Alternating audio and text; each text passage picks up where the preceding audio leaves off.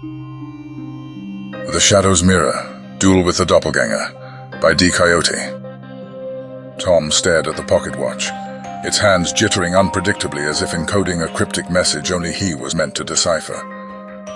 An irresistible pull emanated from the antique timepiece, displayed under the amber glow of the aged lamps that illuminated the room filled with curiosities and relics.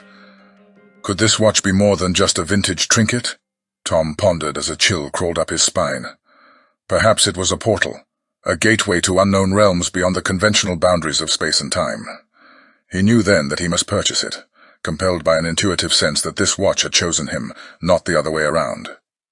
"It's like this watch is beckoning to me," Tom remarked to the old shopkeeper, whose bushy grey eyebrows raised incredulously at the statement.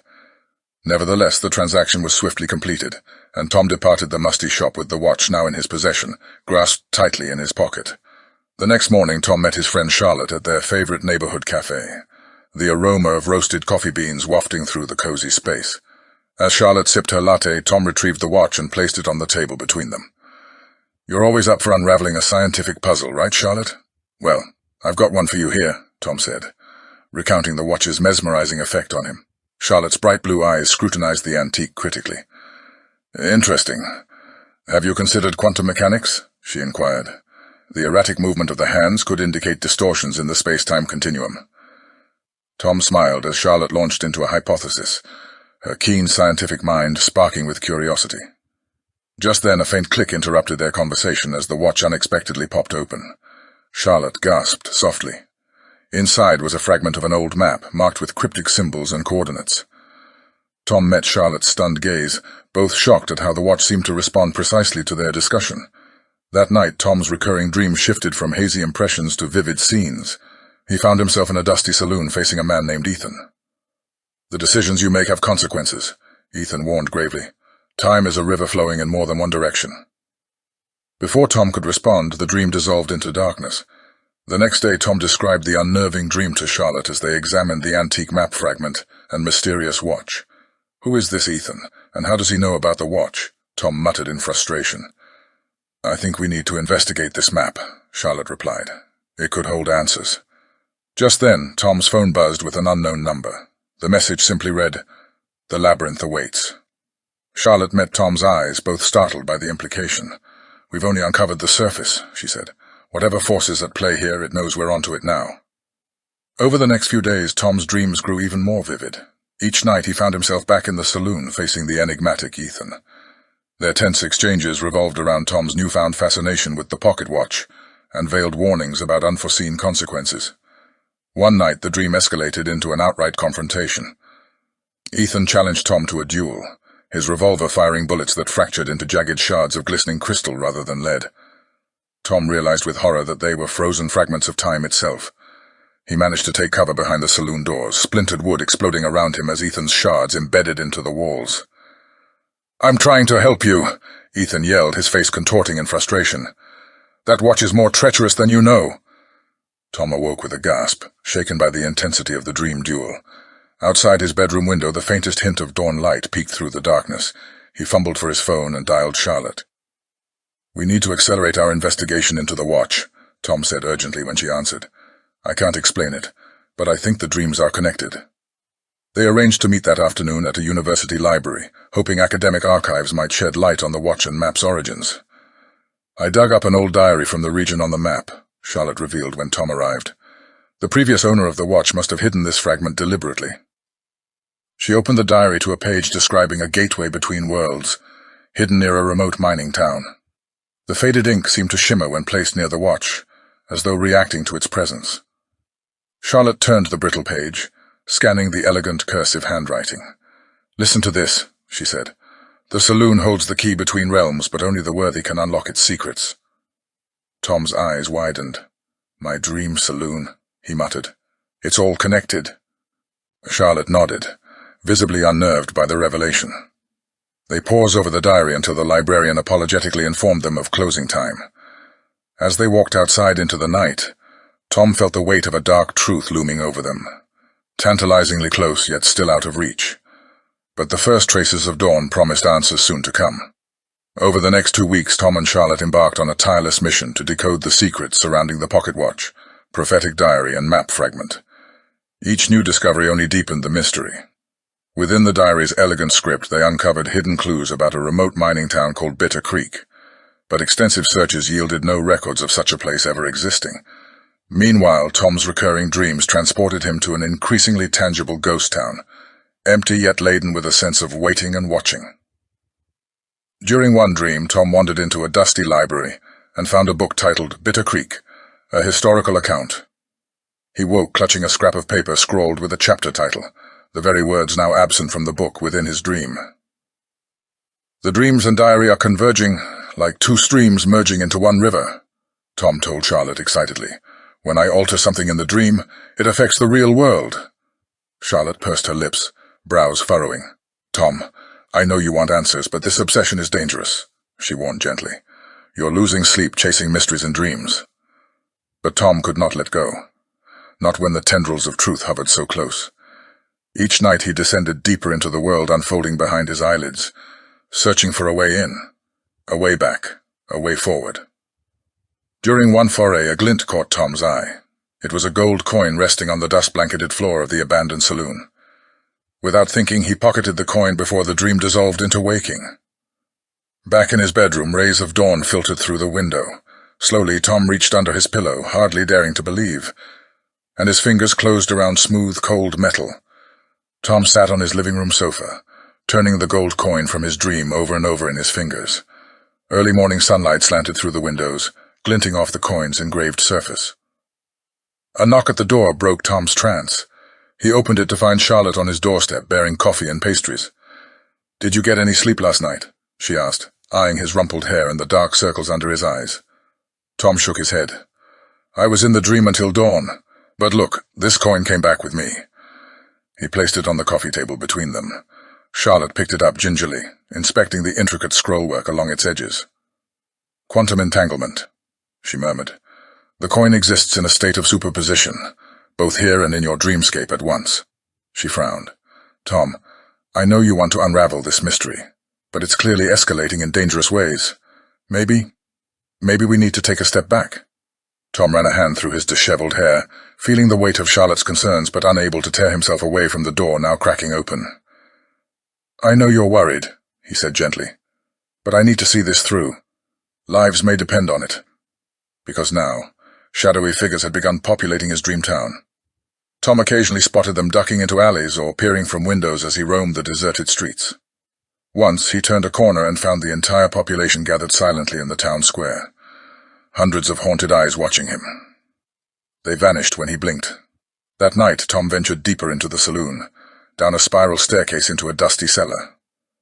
There he discovered an ancient book filled with spells, incantations to cross between worlds. His pulse raced. The rituals required artifacts of power, like a charmed pocket watch. Tom awoke with purpose blazing in his heart. This was the breakthrough he had waited for. Now finally he could unravel the true nature of the world behind the veil. "The way between worlds lies open," he whispered into the breaking dawn. "At last, I can step through." Over the next week, Tom devoted every waking moment to deciphering the intricate rituals to activate the pocket watch's interdimensional powers. The cryptic spells combined arcane ingredients, spoken incantations timed to cosmic alignments, and artifacts resonating at quantum frequencies.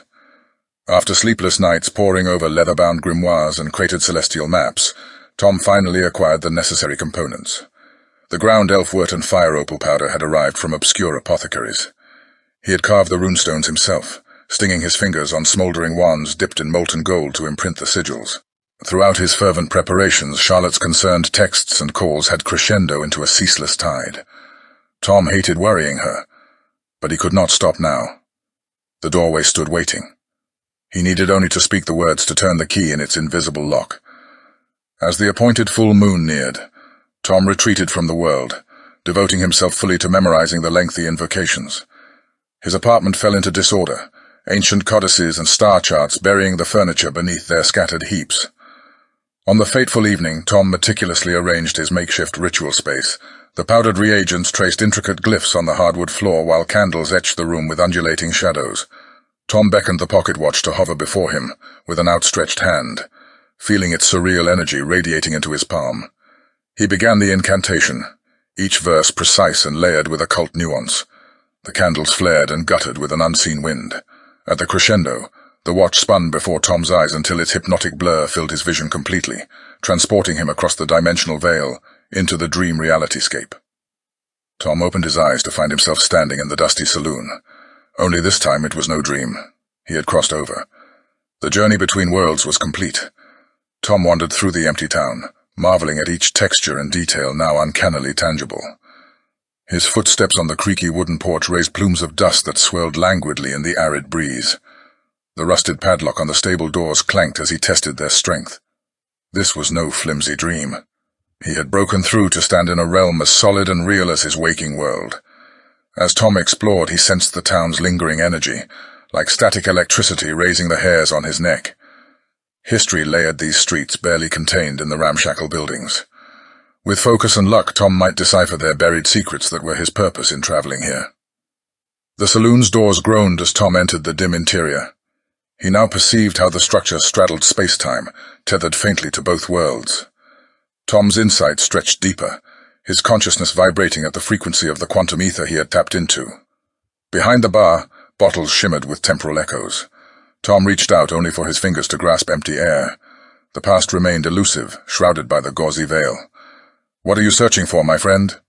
Tom wheeled around to see a spectral form coalescing, features blurred and indistinct. As Tom watched, the phantasm solidified into a tall, rangy man in rough miner's garb. His weathered face regarded Tom with kindness tinged by melancholy. Tom's eyes widened with recognition. "Ethan, it's you, isn't it?" The manifestation nodded. "You walk a dangerous path, Tom. Not all doors should be opened. Your destiny lies back where you came from, if only you can find the way." Before Tom could reply, Ethan dissolved, leaving only a lingering, unanchored sadness behind. The shadows seemed to draw tighter around Tom. Unease blossomed in his heart as the meaning of Ethan's warning sunk in. The dimensional pocket watch now felt heavy in Tom's hand, its clock face a swirling vortex. Apprehension curdled in his gut as he considered Ethan's cautionary words. Had breaching the boundary between worlds been a profound mistake? Tom wandered the abandoned streets aimlessly, the dusk air coalescing with a sinister miasma. All routes led back to the central square, no matter which direction he walked. The saloon's windows followed him, bent frames twisted and distended, glinting with malevolent hunger. As darkness enveloped the town, Tom's disquiet erupted into outright dread. He needed an anchor to pull himself back from this unearthly place that now felt more like a haunted trap than a gateway. In a moment of panic, Tom recalled the incantation's final lines, the ritual words to open the way home. He spoke them aloud, hands shaking as he held the watch high. Its arrow hands spun wildly, but nothing happened. The dimensional tether remained severed, leaving Tom stranded. Frantically, he retraced his steps to the ritual space where he had first crossed over, his voice echoing as he repeated the invocation. But the esoteric syllables sounded hollow and impotent here. The watch's carved sigils, formerly blazing with power, lay dull and lifeless in his palm. Exhausted, Tom sank down beside the town's bone-dry fountain, its empty basin carved with forgotten words of wisdom.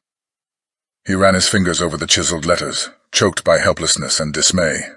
Soft footsteps sounded, then Charlotte's voice cut through the darkness. "Tom, is that you?" Tom's head jerked up. "Charlotte," he gasped. "What are you doing here?" Charlotte rushed to Tom's side by the shadowed fountain, her face pale and eyes full of quiet panic. "When you vanished, I tried to cast the crossing ritual myself so I could find you," she explained, slightly out of breath. "The doorway nearly closed behind me. We're lucky I made it through." Tom shook his head in dismay. "This is all my fault. We never should have meddled with forces we don't understand." Around them, the empty town seemed to press closer, the wind keening through abandoned doorways. Charlotte glanced around uneasily before placing a steadying hand on Tom's shoulder. "What matters now is finding our way home," she said firmly. "My quantum knowledge, your occult insights. Together we can solve this metaphysical puzzle." Rekindled hope rose in Tom's heart. "You're right. Let's put our heads together and find the weak points in this domain." They took refuge in the derelict church to pool their observations. Charlotte described fluctuations in the town's electromagnetic fields, while Tom detailed the occult symbols he had studied. As they pieced together a plan, Tom felt profoundly grateful that he didn't have to face this alone. To escape a maze, Sometimes you must backtrack to find where the paths diverge, Charlotte mused.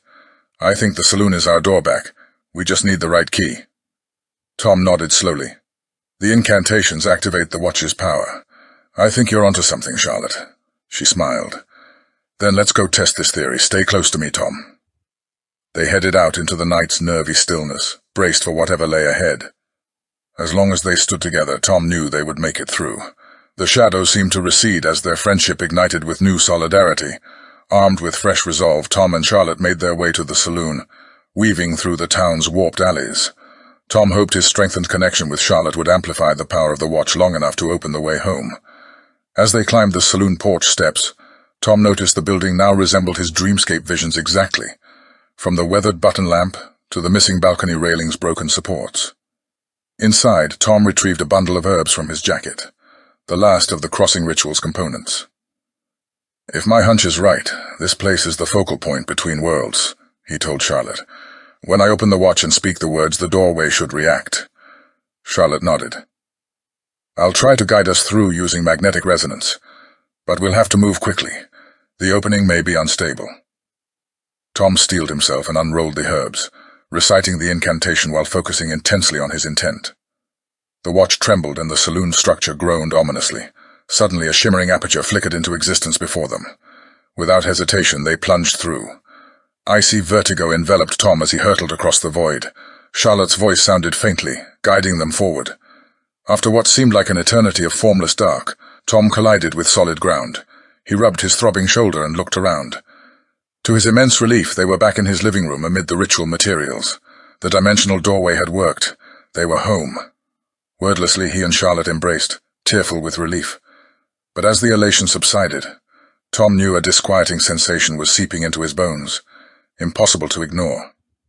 His eyes shifted to the pocket watch, now lying innocuously among the ritual materials on the coffee table. It was closed, but a faint hum seemed to emanate from it, as if it were not quite dormant.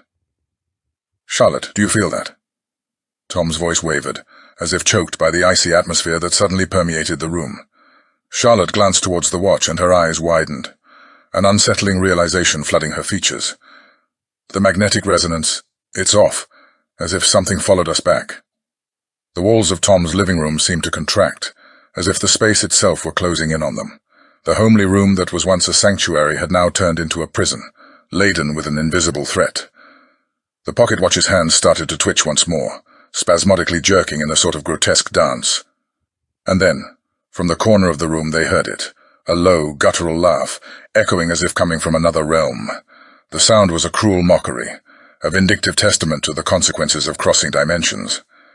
As Tom looked into Charlotte's eyes, he realized that their foray into the unknown had tethered them to something far more malevolent than they had ever anticipated.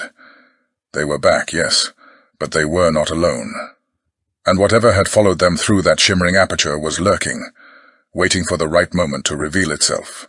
Tom hunched over the antique desk in his moonlit study, his face a canvas of gaunt exhaustion. The pocket watch sat there, its erratic ticking cutting through the quiet room like a dirge.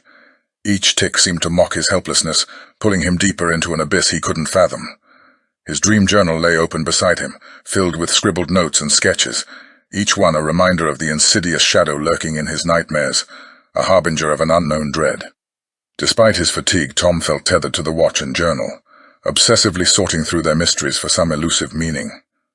He traced his fingers over the watch's strange symbols, etched along its brass casing. Their origins remained a frustrating enigma.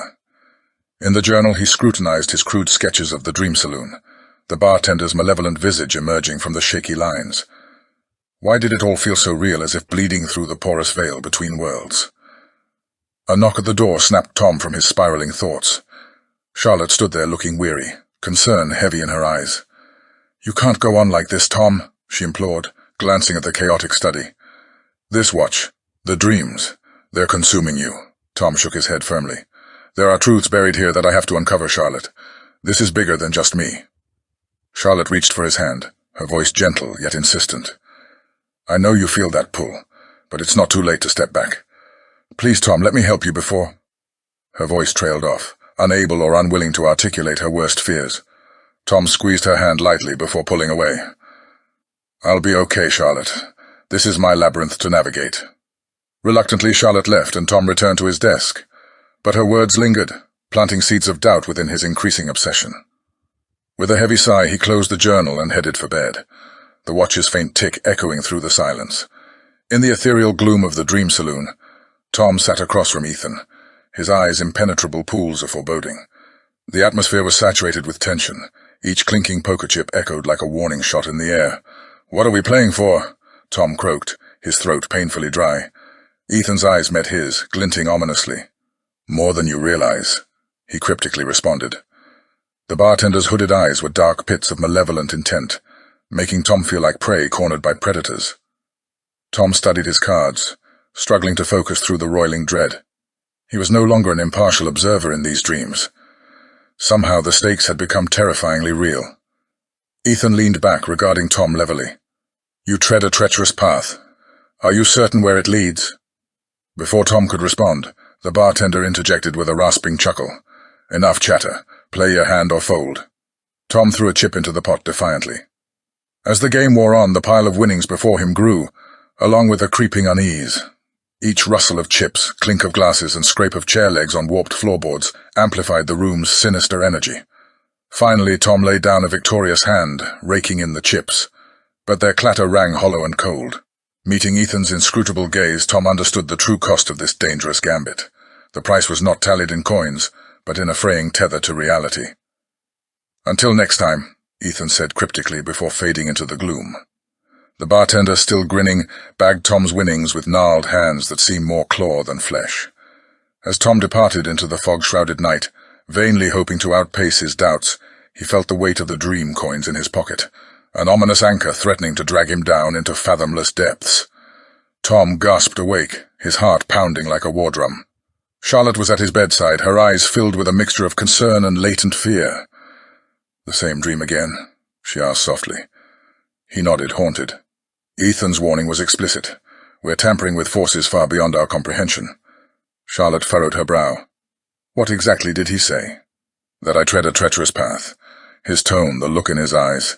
He seemed to know where this will lead, even if I don't. Charlotte bit her lip, contemplating. Then her eyes lit up. "The dreams must be a manifestation of your subconscious mind, like the voice of your inner wisdom. Maybe you should heed the warnings." Tom bristled slightly. "Or maybe the dreams are bleeding through from another reality. I can't quit now. Not when answers are within reach." Seeing Charlotte's pained expression, Tom softened his tone. "I know you're worried, but I have to see this through." She sighed resignedly. "Just promise me you'll be careful, Tom. Don't lose yourself chasing shadows." After Charlotte left, Tom sat gazing out the window. Dawn's rosy fingers stretched across the sky, but their light could not penetrate the darkness shrouding his thoughts. Charlotte's plea echoed through his mind, underscored by the relentless ticking of the watch on his bedside table. Which sound would he heed, the voice of reason or obsession's siren song? Over the ensuing week, Tom spiraled further into a maze of his own making. His study became his world, a sanctuary of arcane texts and mystifying symbols. Charlotte's concerned texts buzzed his phone, each one more desperate than the last, but they went unanswered. The pocket watch lay on the table, its unfathomable enigma consuming him, pushing him closer to the edge of reason. Bleary-eyed and unshaven, Tom hunched over leather-bound grimoires and esoteric maps, feverishly scouring their yellowed pages for meaning. He found oblique references to cosmic bridges, unearthly hours, and ritual phrases in long-dead languages. Each discovery only deepened the labyrinth, with no path back in sight. Food and sleep became distant afterthoughts. Tom moved through his days in a haze, perceiving reality through an increasingly opaque veil. He began to feel watched, as if unseen eyes tracked his every movement. But each time he glanced up from his books, there was only stillness. One evening, Tom's phone buzzed with Charlotte's number. He almost ignored it, but some remnant flicker of conscience made him answer. "Tom?" Her distraught voice cut straight to his core. "Please, let me help you. I'm scared of losing you to this." He wanted to reassure her, but the words wouldn't come. She was slipping away, like sand through his fingers. They were both helpless against this merciless riptide. "Tom, are you there?" Only silence answered her pleading call. Tom stared at the watch under the moonlight, his eyes wide with both awe and fear. Muttering incantations he had deciphered from an ancient text, He watched as one of the symbols lifted from the yellowed page and melded into the watch's surface. His blood turned to ice. The veil between his world and the hidden realm was no longer just thinning. It was tearing apart. A high-pitched ringing pierced the air, shattering his trance. Tom seized his phone with a trembling hand. Charlotte. Tom. Her urgent tone banished the fog clouding his mind. I'm coming over. Don't do anything rash. He became aware of his disheveled state, the esoteric chaos surrounding him. What was he summoning with these reckless rituals? Charlotte, wait. But she had already hung up. Dropping the phone, Tom sank to his knees amid the books and strange artifacts. For a terrifying moment, he had glimpsed himself as if from a distance, a feverish, muttering figure dabbling in forces beyond comprehension. Charlotte's arrival was an intervention pulling him back from the brink. Her stern expression softened when she saw his crumpled form amid the madness. Let's leave this place just for a while, she implored, helping him to his feet. Tom looked into her kind, steadying eyes and felt the fog over his mind start to lift. Her hand was a lifeline, leading him from the abyss he had plunged into. They stepped outside, leaving the cluttered study behind. The night embraced them, crisp and moonlit. As they walked in pensive silence, Tom slowly surfaced from the ocean of obsession that had threatened to drown him. Stepping into the dream saloon, Tom hesitated. His eyes searched for Ethan, but found only the bartender, who appeared with an unsettling grin. The game's been waiting for you, he growled, his voice dripping with greedy anticipation, as he forced Tom into a chair.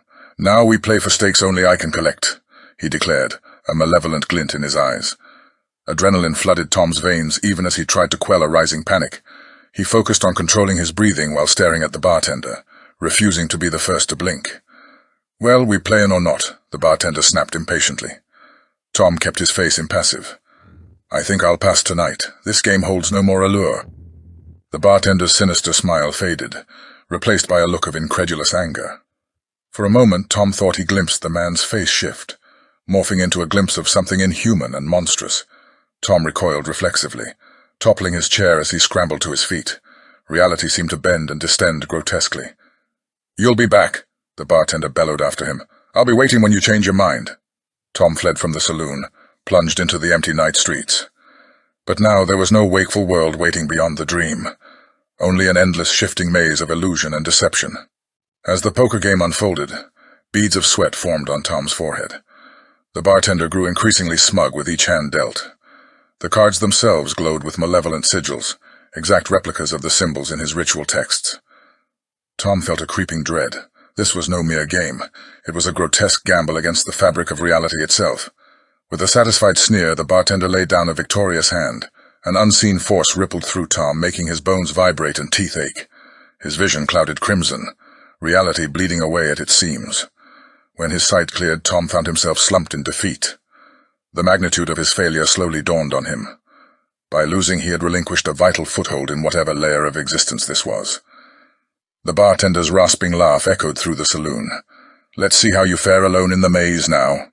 Tom staggered outside into a nightmare realm where the unfolding topography was no longer anchored to reason or physical law. Escherian stairs twisted into infinity, shadows grew fangs and eyes, familiar structures warped into disturbingly alien geometries. Fighting mounting dread, Tom stumbled onward, searching for an exit from this world gone mad. But down every non-Euclidean alley and lightless passageway, he found only endless peril and deceit awaiting him. Summoning an unspoken courage, Tom leaned into the game, whispering arcane phrases. He willed specific cards into existence. The bartender's confident sneer dissolved into disbelief as Tom raked in his winnings. A surge of intoxicating power washed over him, but it was a poisoned chalice. As he left the saloon, gold coins weighing down his pocket, he remained oblivious to the malevolent puppeteers pulling his strings. Back home, Tom spread the strange coins across his desk. Each one shimmered with eldritch energy, waiting to be harnessed. With an incantation, Tom focused his will on a coin and watched a book float across the room into his hand. He repeated the feat, effortlessly manipulating objects around the study, but the allure of control soon gave way to disquiet. His powers within the dream were metastasizing, spreading unchecked into reality. With a gathering sense of dread, Tom realized his experiments had opened a Pandora's box that could never again be sealed. The forces flowing through him from that other realm were unfathomable, hungry and endlessly covetous. He was not their master, but their conduit, and if left unchecked, Their invasion would leave no world intact. In the darkened study, Tom clutched the remaining coins, feeling their malevolent potential. With solemn purpose, he enclosed them in a small iron chest and hid it away, hoping desperately that this feeble barrier could contain what he had recklessly unleashed. Back in the waking world, Charlotte confronted Tom. "You're spiraling into a void," she cried, her voice tinged with despair and urgency. But Tom was lost to her, his consciousness enveloped in a delirious fog of imagined victories and newfound power. "I'm finally glimpsing the truth," he insisted with fervor that bordered on madness. "This energy flowing through me. I can shape reality itself." Charlotte grasped his hands as if to physically anchor him. "Tom, please listen to me. This obsession is going to destroy you." But he only grew more defiant and wild-eyed. "You don't understand. I've unlocked the potential that's always been dormant within me." Seeing she could not get through, Charlotte reluctantly left, watching helplessly as Tom retreated back into his study and the tightening grip of his madness.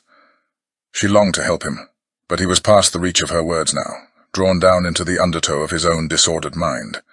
Alone again amid the clutter and esoteric tomes, Tom felt euphoric conviction dwindle into doubt. Had Charlotte spoken wisdom he had refused to hear? But he angrily dismissed the thought.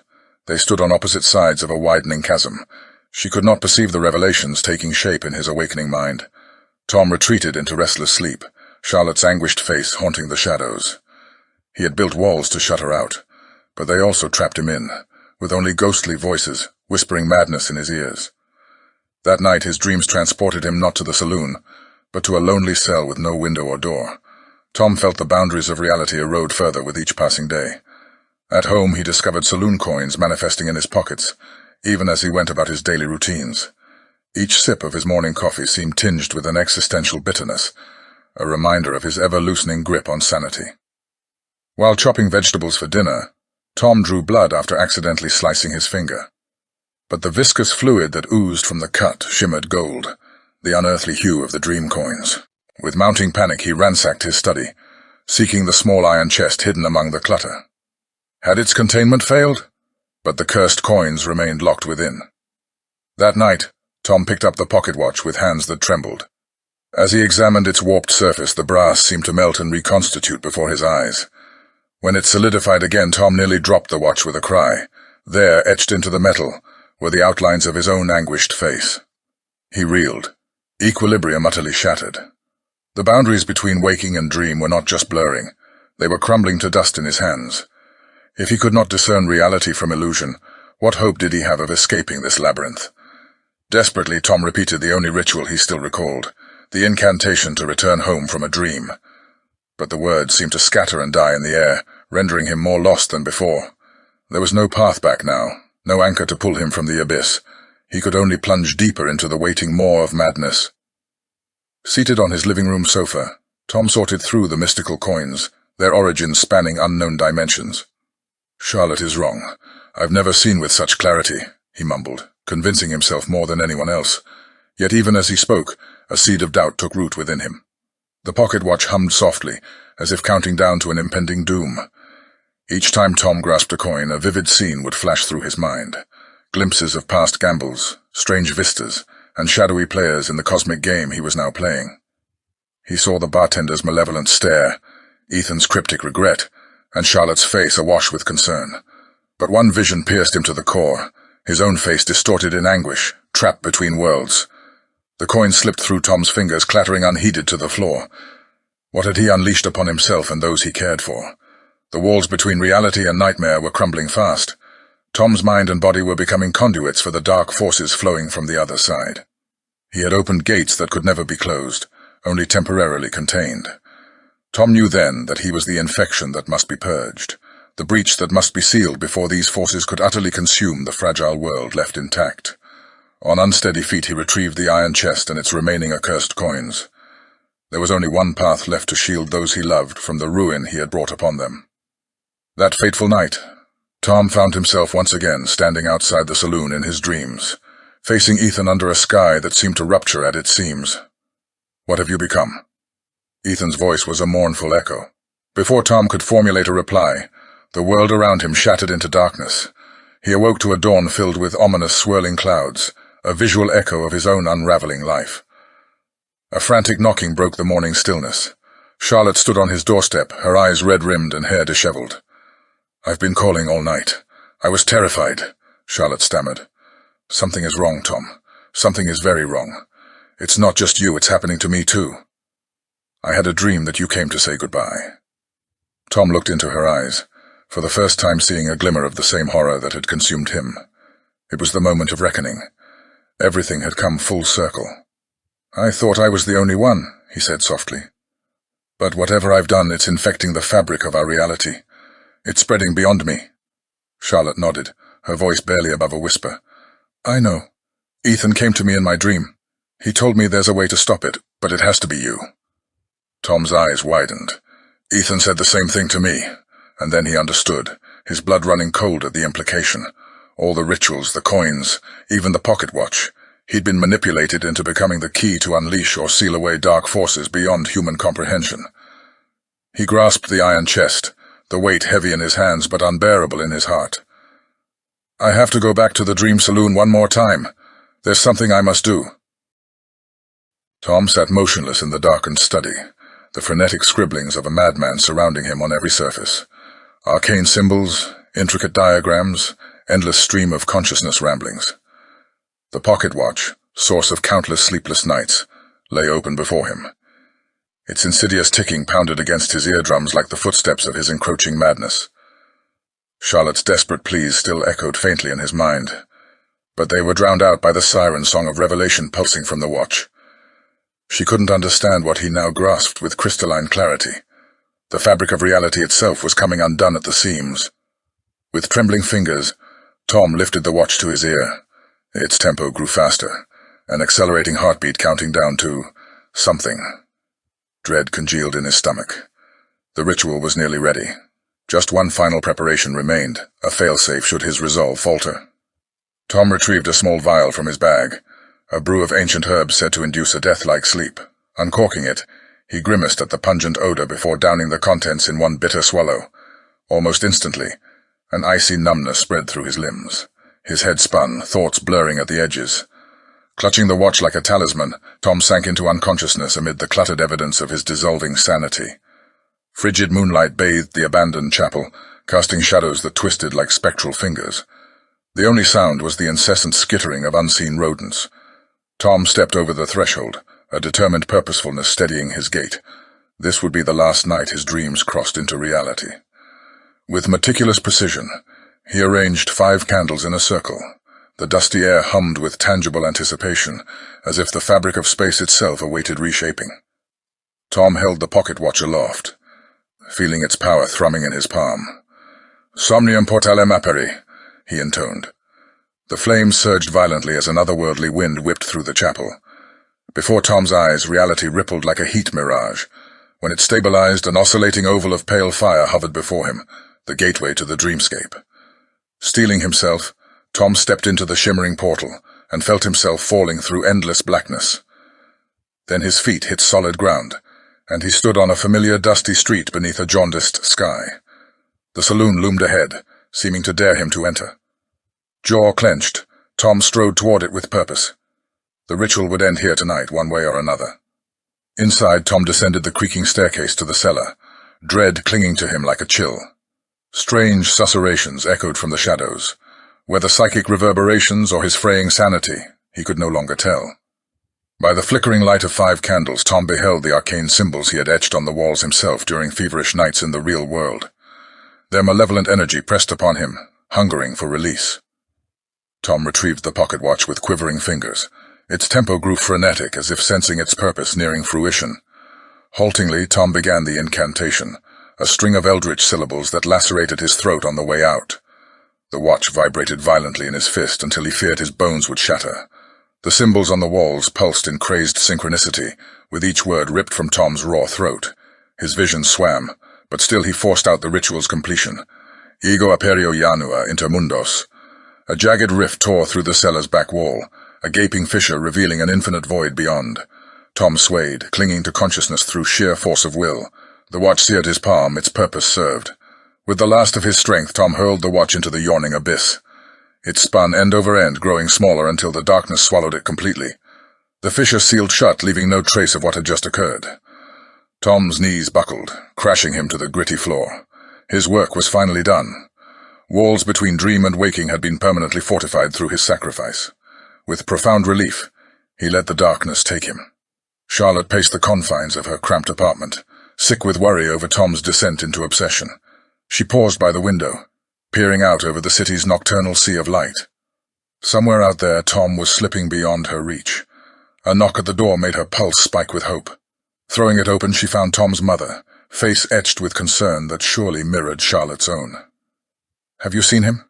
she asked anxiously. "He's gone, left this."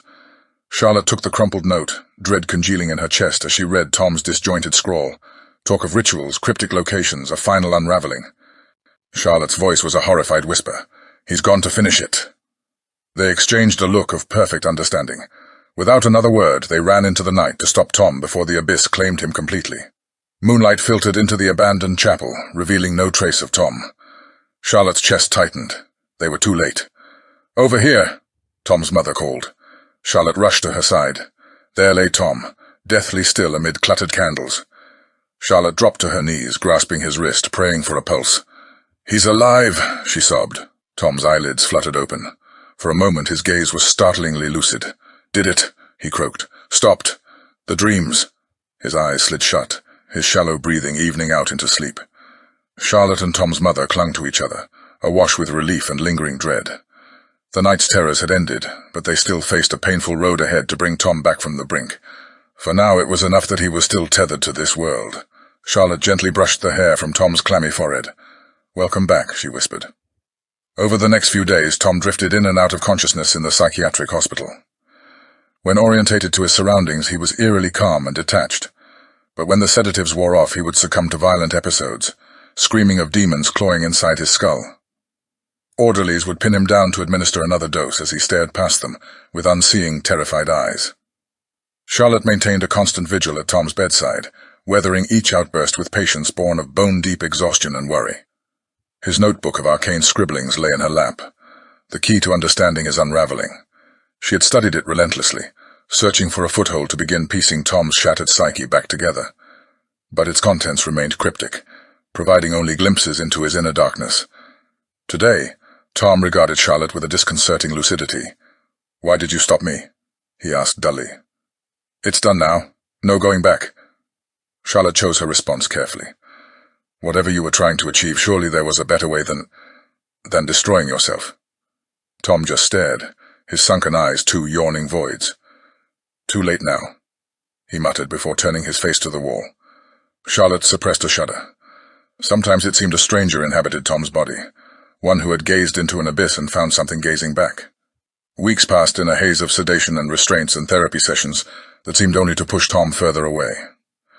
Charlotte began losing hope that the man she loved still resided behind those empty, haunted eyes. Late one night, she arrived home numb with another day's slow failures. Sinking into bed, she noticed something amiss. Tom's journal was on her pillow, open to a page displaying a new scrawl of writing. Heart hammering, Charlotte scanned the chaotic text. References to dreams, arcane rituals, a pocket watch, ... It was a perfect transcription of Tom's unhinged ramblings before his breakdown. But more terrifying was the fresh message inked below, in Tom's unmistakable hand. "I'm still here, Charlotte. Please don't give up on me." Charlotte's fingers dug into the journal, its solidity her only tether against a swelling tide of confusion and hope. Had Tom somehow spirited this message out of the hospital, or was an even more disturbing explanation required? For now, it hardly mattered. She had a sign, faint but unmistakable, that Tom still fought to find his way back from the darkness, and she would fight alongside him for as long as it took. Clutching the journal to her chest, Charlotte wept long into the night. But for the first time in weeks, the tears were equal parts joy and sorrow. Tom wandered aimlessly through the corridors of the saloon, sensing this would be his final visit. The architecture seemed to warp subtly with each glance, reality itself unraveling. He felt the dreamscape splintering without the watch's anchor. Rounding a corner, Tom froze. Across the hazy room stood a silhouette he would recognize anywhere, himself. His doppelganger turned, revealing eyes overflowing with primordial darkness. Tom's blood turned to ice. This entity wearing his face was what had slithered through the cracks in reality he tore open so recklessly. Now they stood face to face at last, creator and created, two sides of one tarnished coin. Annihilation hung palpably in the space between them. Then, miracles upon miracles, Charlotte materialized at Tom's side, as vivid as life. "Let's go home, Tom," she said gently.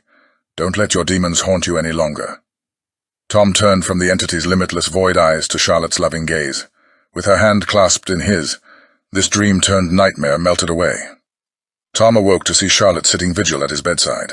The fog over his mind had finally lifted enough to recognize the cruel ordeal he had put her through. Tom sat alone in his dimly lit bedroom, replaying his final, emotionally charged conversation with Charlotte, in a neural loop. The haunting reverberation of the front door closing behind her served as a death knell, severing his last tether to normalcy, and leaving him to question the worth of his esoteric pursuits. Her parting words echoed ceaselessly in his mind. "I can't watch you destroy yourself like this, Tom. Not anymore." At the time, he'd been too paralyzed by the consuming allure of the arcane to respond, oblivious to the anguish in her eyes. Now, isolated in the gloomy aftermath, the gravity of her despair pierced his psyche like a bullet. Guilt joined the maelstrom of emotions churning within him. He recalled with dreamlike clarity the sequence of choices that estranged Charlotte, poisoning the well of their friendship with obsession's inexorable toxicity. If only he could retrace those steps, undo each small decision that led to this point of desolation. But the hands of every clock, real or imagined, moved in one direction only. Time's arrow propelled life's narratives forward, indifferent to human pleas for reclamation of halcyon days. Like flotsam adrift at sea, Tom felt bereft of purpose or destination. Doubt corroded the last remnants of zeal that had fueled his metaphysical quest. In its place simmered a directionless rage with no external target. For now it turned inward, leaving a scorched trail of self-reproach in its wake. Inside the dream saloon, the lights flickered erratically, mirroring Tom's fractured mental state. Maguire, the bartender whose craggy features served as an embodiment of Tom's subconscious fears, locked eyes with him from across the room, peering into his soul with uncanny perspicacity. "He's waiting for you," Maguire said, pointing towards the back exit with a gnarled finger. The simple statement signified an impending showdown that transcended mere physicality. All roads, both conscious and unconscious, had converged to this confrontation with his shadow self, distilled into the spectral form of Ethan. Tom moved as if in a dream, Maguire's pronouncement echoing in his mind. Each footstep stirred up eddies of dust illuminated by shafts of jaundiced light. The murmur of hushed voices ceased as he passed darkened tables, the saloon's spectral patrons watching his progress with eyes that shone with preternatural awareness. Their collective gaze bore the weight of his apprehension regarding what lay beyond the saloon's doors. With thin lips pressed into a resolute line, Tom stepped across the threshold into the liminal neon glow of the empty street beyond. Buildings on both sides curved inward, as if reality itself was collapsing into this central locus of confrontation. Here truth would be thrashed out through primal means, and resolution found through conflict's purifying fire. Tom stepped into the deserted street, the sky pulsing with spectral auroras. He and Ethan locked eyes from 20 paces away. Though not a word was spoken aloud, their gaze conveyed 1,000 unvoiced sentiments of sorrow, resignation, and ironclad resolution. Ethan's face, a rough reflection of Tom's own visage, remained stoic, yet Tom sensed the roiling emotions mirrored his own. Disdain for the circumstances that forced their hand vied with acceptance of the necessity that they play out this bitter endgame. Fate, sculpted by their mutually obsessive natures, offered no recourse but the one at hand. Tom breathed deeply, taking calm solace in the rigid frontier justice that imbued his movements. All that remained was the drawing of arms propelled by violent intent, yet beneath simmered an acknowledgement that their brotherhood ran deeper than fraternal enmity. Their shared past, though forgotten on a conscious level, left its traces in Tom's muscle memory. His hands remembered the heft of iron, the tension of leather holsters, the adrenal alchemy that narrowed focus into a laser point. This was a lonesome road, but one they must walk together to its final bend. Grasping his revolver, Tom felt a sea of complex outcomes simplify into an irreversible pact, as both men exchanged subtle nods. Though cloaked as enemies, some deeper awareness illuminated the necessity of this ritual. Their fates, guided by arcane dreams and mystical pursuits, converged to this singular moment under the infinite prairie sky. Tom searched Ethan's eyes for any hint of reprieve, some silent appeal for clemency. But he found only adamantine purpose, pitiless as the desert sun. Words retreated, leaving only primal codes etched into marrow and sinew to guide their actions.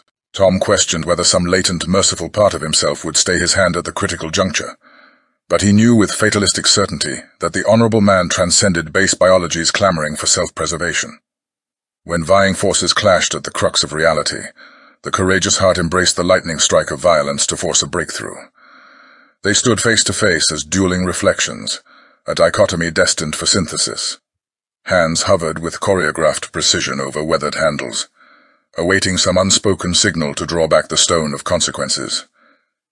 Blood rushed in Tom's ears, in cadence with the throbbing pulse of eons contracted into this timeless now. Time elongated, stretching the pause between heartbeats into an eternity. Tom's hand clenched around cold iron like a vice, kinetic potential held taut as a drawn bowstring. Both men drew and fired in synchronized motion, with neither able to claim primacy of action. Tom felt Ethan's bullet puncture his chest. Through the gunsmoke haze he saw Ethan similarly wounded. Their sorrowful exchange of lead drove home the revelation that the timeline of their lives had been altered, yet they remained forever ontologically bound. In this singularity, linear causality dissolved, leaving only the hard-won understanding carved by sacrifice. Tom embraced the slow-motion ballet of their gravitational fall. Even as he bled out into the thirsty dirt, he perceived the intricate synchrony underpinning existence itself.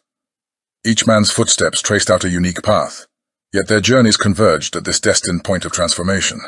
With crystalline awareness, Tom knew that to live estranged from one's own soul was to inhabit the most solitary hell. Only through confronting and integrating with that severed half could wholeness be restored. Time's inverse momentum lifted Tom into a state of transcendent grace, transforming his lifeblood into an elixir of revelation. Clinging to consciousness by gossamer threads, Charlotte's earlier words about quantum entanglement surfaced in Tom's mind, like ghosts from another life. As his vision dimmed to an aperture of dust and sky, her lessons served as a guiding light. Tom grasped at last the interlinked nature of all consciousness and energy rippling beneath the surface of observed reality.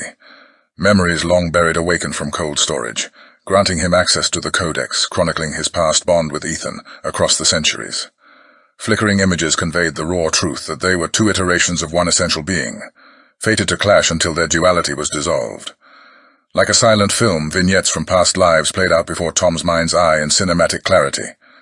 Ancient warriors exchanging mortal blows on a nameless steppe, medieval magicians locked in psychic combat within a stone circle.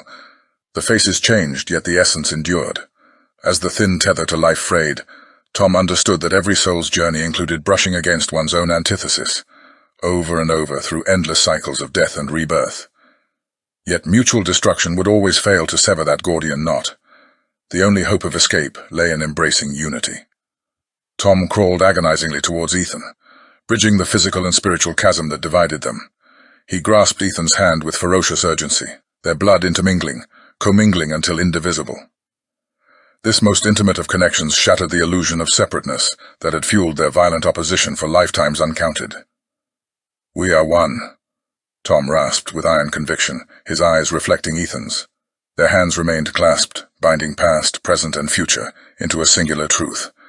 With those wounded words, the endless cycle that had repeated and amplified their schism cracked open, having finally yielded its secret wisdom. Though darkness encroached on Tom's vision, he perceived Ethan transfigure into something at once familiar, yet indefinably profound. Their earthly forms surrendered to eternality's solace, as grip slackened and bodies went limp. With gentle exhalations, their entwined souls crossed the threshold into the unknown's vast mystery. Some ineffable force drew them into a dual star orbiting a center of infinite gravity. Opposing charges merged into radiance. At long last, their conflict found resolution in unity's silent embrace. In that boundless space beyond form, two became one. Tom awakened in a cold sweat, body tensed as if still braced for some unseen threat. Disoriented, he scanned the surroundings of his darkened room, struggling to separate vision from reality. Had it all been merely another vivid dream without substance? His racing mind calmed at the sight of a glinting object on his bedside table that had not been there when he'd retired the night before.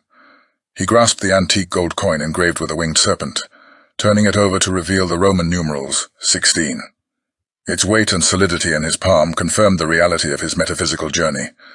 Matter itself bore witness. Tom fell back against damp sheets, letting out a shuddering breath. So it hadn't been mere illusion or madness. In some realm adjacent to the known, he had broken an ancient cycle and been unshackled from remorseless causality. Whatever the repercussions, he had reclaimed dominion over his destiny, Tom understood that his descent into obsession had been necessary to achieve this rupture in his own nature.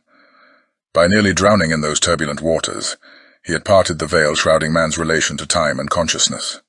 Few such glimpses were ever granted, and rarer still glimpses survived intact upon awakening.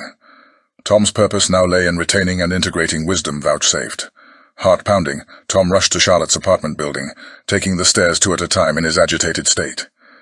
He had to share everything with her, to make her understand that all the anguish hadn't been for naught.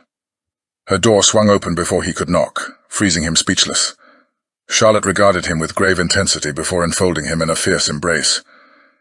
"Something changed in the diary," she whispered. "The past was altered. I can't fully explain it. But I knew you had succeeded." She drew back, joy and sorrow commingling in her expression. "Whatever happened, you made it right, didn't you?" Tom could only nod, overcome with relief at this sign her anger had thawed. They had found their way back to each other against the odds. He broke down, tears leaving tracks down his dusty face. "I'm so sorry for everything," he choked out. "I lost myself, but you brought me back." Charlotte stroked his hair soothingly as months of angst bled out in a torrent. Amidst the currents, some essential knot inside Tom relaxed at long last. Their friendship had weathered the tempest intact. Back in the familiar confines of his study, Tom opened the mystical pocket watch that had set events in motion. His breath caught at the sight of an engraved message that hadn't existed before. The longest journeys contain the seed of their end in their beginning. By transcending duality, the wanderer finds the road leads home.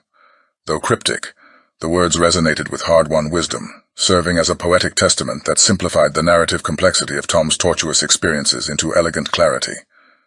He now understood Ethan as an embodied manifestation of his inner schism, a necessary creation that enabled ultimate resolution. With newfound insight, Tom felt absolved and unburdened, his feverish obsession transmuted into transcendent knowledge. No longer would the inexorable ticking fill him with nameless dread. Serenity replaced turmoil. In the following weeks, Tom and Charlotte engaged in long discussions, working together to decipher the full metaphysical lessons and implications of his ordeal. Tom came to view the dream world not as a source of escapism, but instead as an extended landscape of the psyche ripe for exploration. By discussing his insights with Charlotte, her rational perspective helped integrate his otherworldly knowledge with grounded wisdom, avoiding the shoals of obsession. With delicate patience, she walked him through each phase of the experience, probing for elusive meanings while providing emotional support. Her friendship enabled him to transform what had been a solitary mania into a collaborative journey of discovery. In sharing without judgment, their intellectual and emotional bonds grew profound. No longer feeling alone in his own mind and beset by strange compulsions, Tom rediscovered meaning in small joys. A morning coffee with Charlotte, sunlight glinting off wind-blown leaves, the wholehearted laughter of friends reunited. A serene understanding dawned. The longest odysseys often bring us back to where we began, changed, yet unchanged. On a cool autumn afternoon brimming with promise, Tom and Charlotte strolled arm in arm down a leaf-strewn street lined with orange-hued maples. Somewhere nearby, a jazz standard played, its hopeful cadence echoing their mood. For Tom, the watch's steady tick no longer evoked a nameless unease, but instead served as a metronome gently reminding him to cherish each passing moment. Thinking back on all they had weathered, Tom gave voice to a revelation. Sometimes the only way for a lost soul to find its way is to confront and integrate with the ghosts of who they once were. Charlotte favored him with a smile that outshone the radiant foliage, her eyes alight with rediscovered possibility. After facing emotional and metaphysical storms, they had emerged wiser for the journey. Together they turned their gazes expectantly up the street, prepared to discover whatever lay around the next bend, come what may. Side by side they stepped into the future, leaving the darkness behind. Thank you for listening to The Shadow's Mirror, Duel with the Doppelganger by D. Coyote. We hope you enjoyed this metaphysical tale of confronting one's inner darkness. If you like this story, please subscribe and leave a like to support more original audio fiction. We'd love to hear your thoughts in the comments below. Feel free to provide feedback or share your interpretations of the themes and symbolism. Audio stories rely on engaged listeners like you. So, thank you for choosing to go on this imaginative journey with us today. We have many more captivating stories waiting to transport you to new realms, if you're willing to take the leap. Until next time, dream deeply and never stop seeking the light.